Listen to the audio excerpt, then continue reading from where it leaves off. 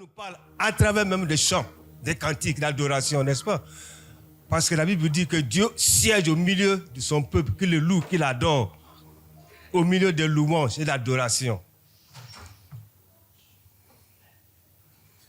Sans tarder, nous allons voir le titre, le thème que nous avons entendu dimanche dernier, qui continue à nous encourager, nous fortifier aussi. 2025 rentre dans le projet de Dieu. Rentre dans sa destinée, la destinée de Dieu. Seigneur, nous bénissons ton nom parce que ta parole est vraie.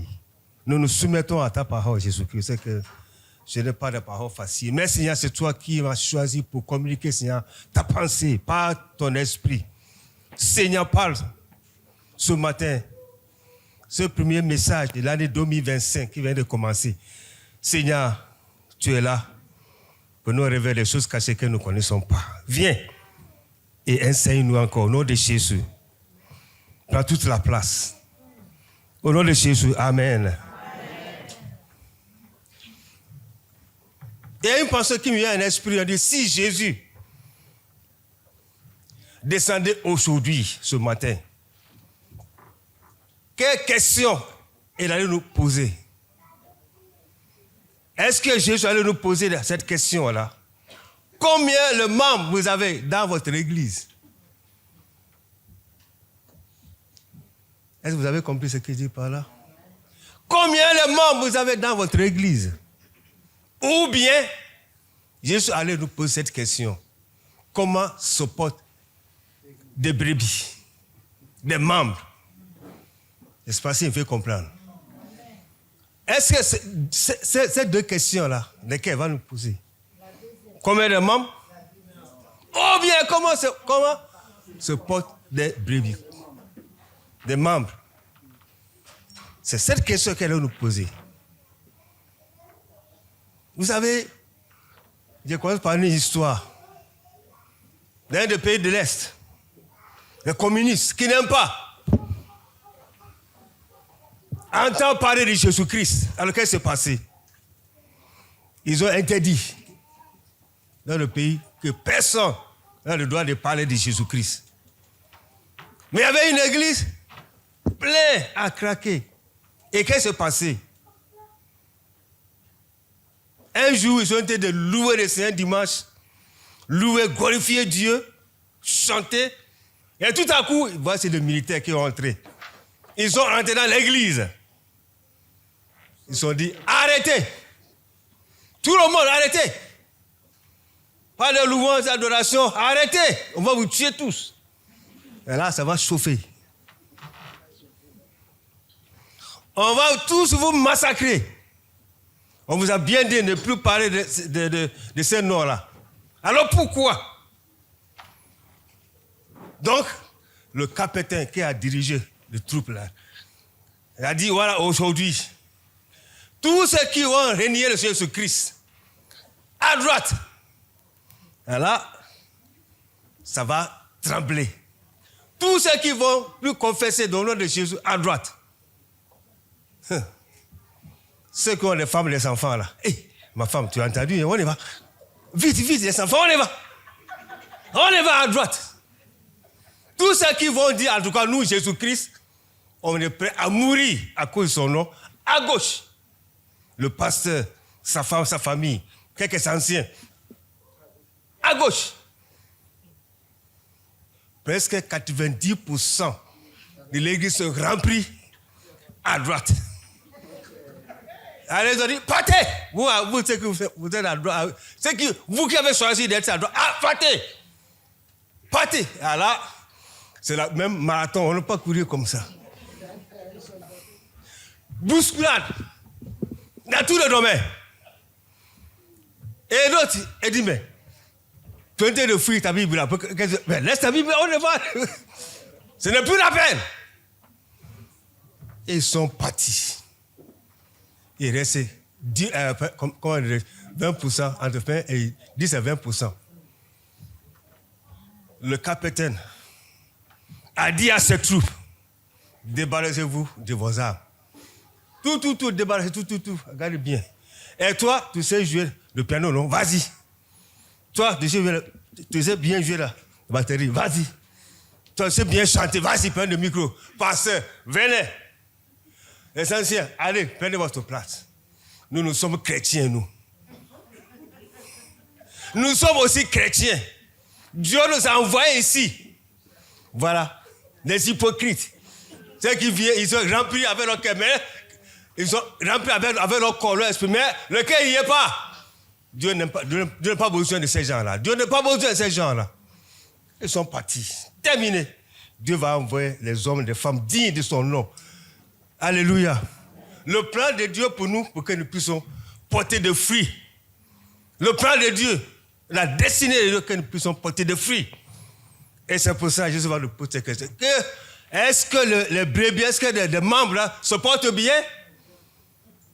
C'est bien pour remplir l'église, ce n'est pas le problème. Mais combien de démons aussi sont là? La parole de Dieu ne touche personne, sont là. Avec leurs démons.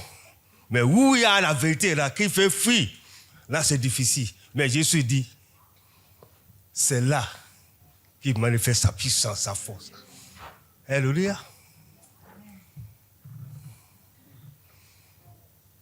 La destinée de Dieu, nous avons nos projets. Nous avons nos projets. Nous calculons nos projets. Mais quel est le meilleur projet pour nous? C'est qui vient de l'Esprit de Dieu. Nous, en tant que chrétiens, en tant que les hommes et les femmes convertis, et c'est lui qui nous dit en toutes choses. Dans le texte que le pasteur nous a donné, qu'aujourd'hui on continue, c'est Jérémie. Jérémie chapitre 29, le verset 11 à 14. On va lire. Car je connais les projets que j'ai formés sur vous, dit l'Éternel, projets de paix et non de malheur, afin de vous donner un avenir et de l'espérance. Vous m'invoquerez et vous partirez, vous me prierez et je vous exaucerai. Vous me chercherez et vous me trouverez. Si vous me cherchez de tout votre cœur, je me laisserai trouver par vous, dit l'Éternel, et je ramènerai vos captifs. Je vous rassemblerai de toutes les nations et de tous les lieux où je vous ai chassés, dit l'Éternel, et je vous ramènerai dans le lieu d'où je vous ai fait aller en captivité. Amen.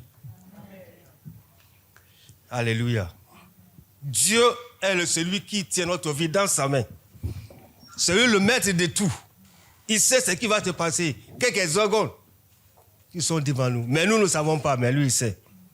Parce que quand Dieu le regarde, il ne regarde pas une foule ou bien la foule, mais Dieu regarde chacun de nous individuellement pour traiter avec chacun de nous. Dieu, il nous appelait tous, mais chacun avait la situation, la condition pour laquelle Dieu l'a appelé, n'est-ce pas? On n'est pas sauvé, ou bien Dieu ne t'a pas appelé comme la même chose comme peut-être Noé Kofi. Yes, it's me. La façon dont Dieu m'a sauvé, ce n'est pas la même chose comme lui. Tout à fait différent, n'est-ce pas? Moi, je suis du côté anglophone. Mais comment Dieu va me conduire jusqu'à le côté francophone? Parce qu'il avait une destinée, un plan pour ma vie. Mais moi, je ne savais pas. Parce qu'on faisait n'importe quoi. Mais un jour est arrivé. Dieu a dit, voilà, c'est le temps pour toi. Dans ma destinée, c'est pas ce que toi... Mon projet, c'est d'aller, ça va être dans le bateau de pêche. J'aimais bien, pour avoir beaucoup d'argent. Et beaucoup d'argent pour construire des maisons. Ma famille, parce que j'aime bien mes parents, et mes soeurs aussi. Alors, et mes frères. Mais, Dieu, lui, il savait. Mes projets, c'est qu'en tout cas, je dois avoir beaucoup d'argent.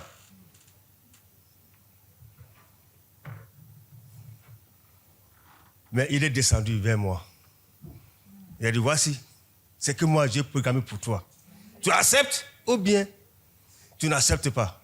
Il dit, mais qu'est-ce que je veux faire dans un pays francophone? Moi, je parle anglais. Je ne peux pas. S'il te plaît. Tu t'es trompé le chemin. Mais moi, en tout cas, je dis non, je ne suis pas trompé. Mais simplement, tu acceptes ou bien tu n'acceptes pas. C'est tout.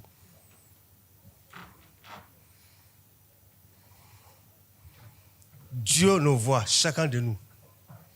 Ce matin, on s'est tellement réjouis, n'est-ce pas? Et nous continuons à nous réjouir parce qu'il nous a sauvés. On est de crier. L'année 2025, on est dedans. Dieu a permis, n'est-ce pas? Mais chacun de nous, il sait comment il nous conduit en toutes choses. Même ma femme, mes enfants, nos femmes, ils ne savent pas ce qui se passe, mais Dieu, lui, il sait. Chacun.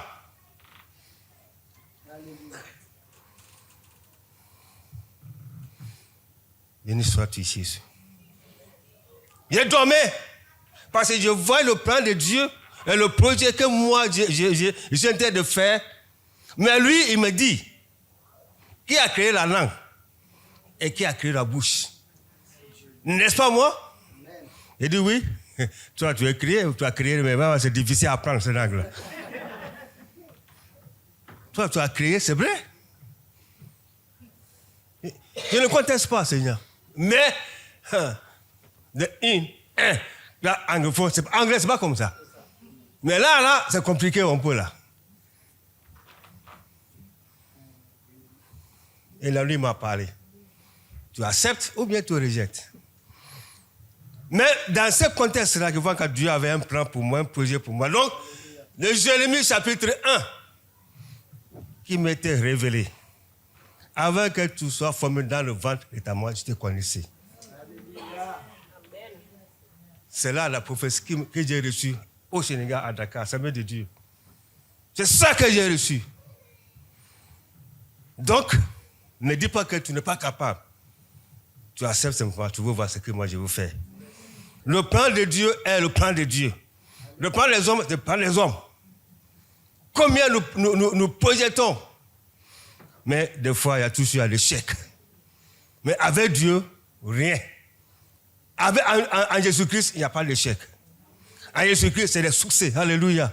Il suffit que nous acceptions d'obéir à sa volonté de marcher selon son plan. J'aime bien dire, il faut que nous quittions dans notre logique et nous rentrons dans la logique de Dieu.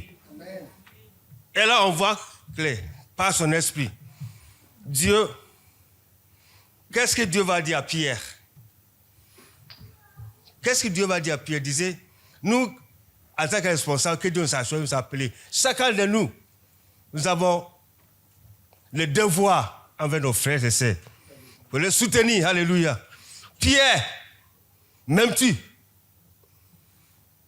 Il dit, oui, Seigneur, oui, bien sûr. Ok, paie mes brebis. Deuxième fois, Pierre, m'aimes-tu? Oh Seigneur, mais bien sûr, paie mes brebis. Troisième fois, Pierre, m'aimes-tu? Seigneur, tu sais toutes choses que je t'aime. Il y a d'autres interprétations, hein. On va dire, parce qu'il a dit Jésus-Christ 3 fois. Donc Dieu aussi va lui donner cette image-là. Mais à d'autres côtés aussi, il faut que Pierre s'occupe de ses brebis. Tout ce que Dieu va lui donner dans sa bergerie, Dieu va l'aider à s'en occuper. Donc nous aussi, chacun de nous sommes appelés à s'occuper des uns et des autres. Alléluia. Vous savez, pour prêcher, c'est facile, hein? Tu peux copier un livre, bon livre. Quelqu'un écrit bien taillé, pas bien. Tu parles bien l'anglais, tu parles bien le français, le portugais, il n'y a pas de problème. Mais la suite, est-ce que ce brebis-là que tu es en train de prêcher, est-ce que tu vois comment il vit? Alléluia. Dieu pouvait dire 99 là. Mais ça suffit. Des brebis là. 99, mais ça suffit. Une brebis là, c'est pas grave. C'est pas grave. On ne sait pas comment ce bébé a été perdu. Si peut-être il avait vu quelque chose qu'il a, c'est écarté pour regarder, comme comme les hommes, il y a la curiosité, comme on dit. Ou bien, qu'est-ce qui s'est passé? Ou bien il voyait quelque chose qu'il voulait manger. Et qui après était perdu. On ne sait pas, la Bible dit, mais la Bible dit que la brebis était perdue. Mais le monsieur là a laissé les 99 là pour aller chercher. Notre devoir, c'est de s'occuper de les uns les autres. Alléluia. Les uns les autres. Même si on n'est pas, mais que nous puissions prier pour que Dieu fasse quelque chose. L'année 2025, nous allons entrer là, bien aimé. Pas de mimi, pas de. C'est pourquoi dans nos assemblées, notre ministère, nous ne voulons pas que les gens miment ou bien qu'on mime. Non, ça ne sert à rien. C'est de donner l'ennemi la place pour faire de n'importe quoi. Nous ne sommes plus dedans. Alléluia. Nous ne sommes pas dedans, elles ne sont plus dedans. Et nous ne serons jamais dedans. Notre devoir, c'est de soutenir les uns les autres. Prier pour les uns les autres. Et le plan de Dieu est que nous puissions prier pour les uns les autres. Le projet de Dieu est que nous puissions prier pour les uns les autres, pour le soutenir dans tous les domaines. Pour que sa gloire puisse se manifester dans la vie de chacun de nous. Pour prêcher là, il dit, c'est facile. Mais pour s'occuper là, c'est ça. Est-ce qu'on est prêt? Est-ce qu'on est prêt? Dieu va envoyer des hommes, il n'y a pas de problème. Il s'est révélé, non? Mais il faut qu'on soit prêt à s'en occuper. On ne sait pas combien de temps il nous reste à vivre. Il dit, Seigneur, il calcule combien de temps il me reste à vivre. Mais tant que je suis encore là par ta grâce, aide-moi pour que je puisse m'occuper des brebis que tu me confies. Alléluia. Tous ces brebis-là, oui. Mais il y a des brebis têtus aussi. Elles sont têtues aussi des fois, mais même têtues, Dieu t'a confié, il faut s'en occuper. Alléluia. Comme cet homme au Burkina Faso, qui aime bien dire cette histoire. Un berger, il avait un ami missionnaire qui est parti au Burkina Faso. Donc, ils sont croisés. Alors, qu'est-ce qui s'est passé? Un jour, il a dit, il va aller avec ce berger-là pour voir comment il travaille avec le brebis là. Alors, il a vu que dans le troupeau là, il y avait une brebis qu'il avait écartée, loin des autres. Alors, qu'est-ce qui va se passer? Il était de servir les autres là, ensemble. Mais elle était loin, donc elle est partie là pour aussi venir à manger. Elle a vu qu'en tout cas, une de ses pattes était comme ça, cassée, donc la bébé l'a boité. Donc il a demandé, le monsieur a demandé son ami, mais pourquoi cette bébé-là qu'on veut écarter? Et les autres là, mais pourquoi toujours en train de boiter là?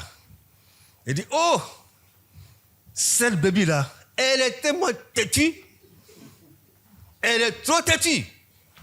C'est moi qui l'avais cassée là, les pattes là.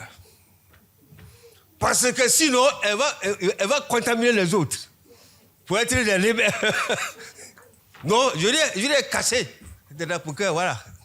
Toujours, voilà, comme ça va lui donner une leçon à bien, de ne pas contaminer les autres. Non, Dieu.